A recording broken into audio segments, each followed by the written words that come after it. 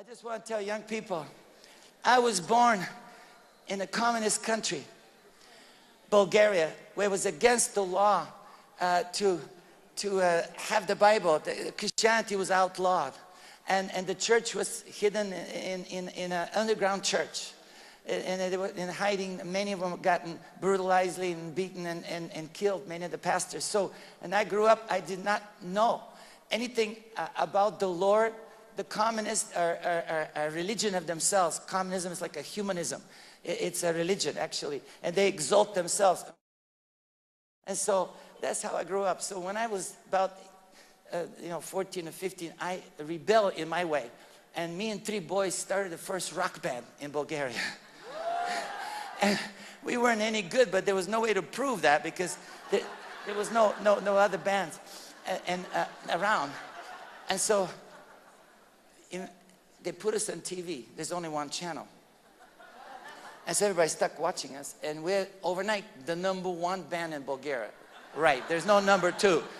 We're in the top 10, all the charts. And eventually the communists realized they made a mistake, because we would gather places like that filled with young people, and they're all excited, and we play our music, and they begin to clap during the songs, and that's a fearful sign for the communists. I mean, a place of 3,000 young people clapping is one step from revolution. So they invented the rule. They try to control. Say, listen, what we're going to do is that they announce no clapping during songs. Only afterwards. Eventually, they shut us down because they realized this is out of control. So they shut us down, made a mistake, and I escaped. Just the wild, passion for freedom came on me, and me and a guitar player, we were smuggled by the Polish black market. It was this very crazy thing. It was so many people died on Iron Curtain, but a passion for freedom overtook us, and we just wasn't even thinking, and somehow we escaped. We thought we were lucky. We didn't know the Lord. Now I know how God has took us, protect us. And we went to the different embassies in Vienna, and the American embassy interviewed. They said, so how did you do it? How did you come here? And we told our story, how we escaped, and they go, really, we like you. And they welcomed us and immediately granted us a status to become a citizen. So it was a welcome. Freedom. The rest of the embassy didn't respond like that, but the Americans did. So here we are in America. Within a year, I was roaming around the nation and looking for freedom, and for some reason I didn't feel free.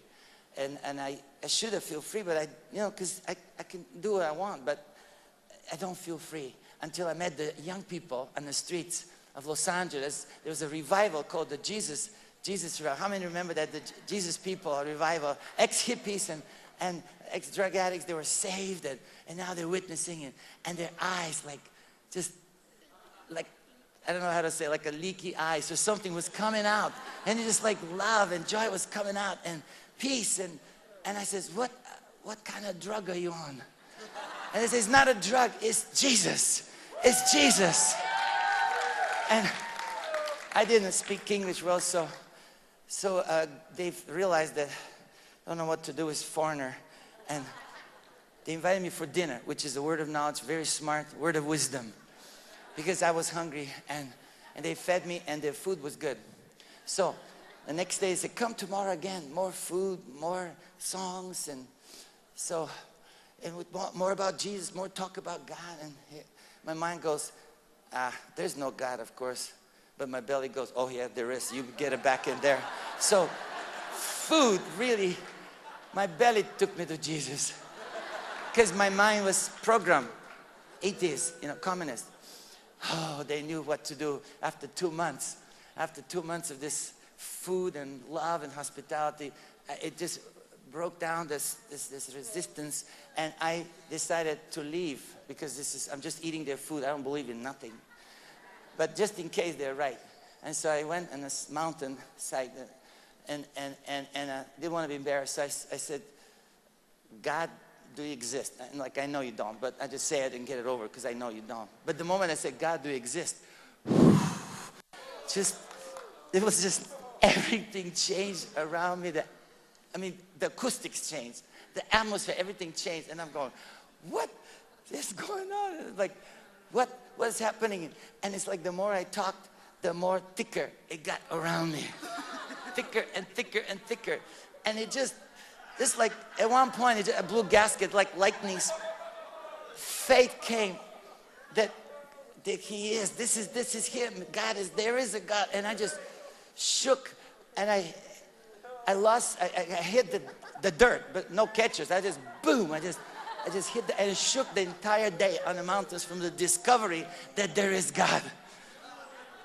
And I go, whoever you are, whatever you are, I don't know, but I want to know you. I want to know everything. I want to know. And, you know, and it got dark and got cold. So I staggered down from the mountain and went to the guy's house. They were feeding me and knocked on the door, and they opened the door. They go, come on in. Come on in. Whoa! They were so excited. Finally, this Bulgarian got it. Yeah, they were singing, they were praising. And I can tell you, young people, with the Apostle Paul, it's true. Nothing has the power to separate us from his love. Nothing, nothing, nothing. No life, no death, no things to come, no things to pass. Nothing, nothing has the power to separate us. This is a sure testimony that I've experienced myself. He never let go. He's an amazing, amazing dad. Oh. And then the Christian says, so now you believe that Jesus is existing, he's Lord, he you know, give your life to him. And I did, and now they say there's more. I says what? It's the Holy Ghost. I go, what is that? Don't worry, just ask him. You'll see. It's good. It's God. It's very, very good. Just ask him. So I asked him, nothing happened for quite a while. Nothing happened. So finally he says, hey, is there anything wrong with me? Because nothing happens.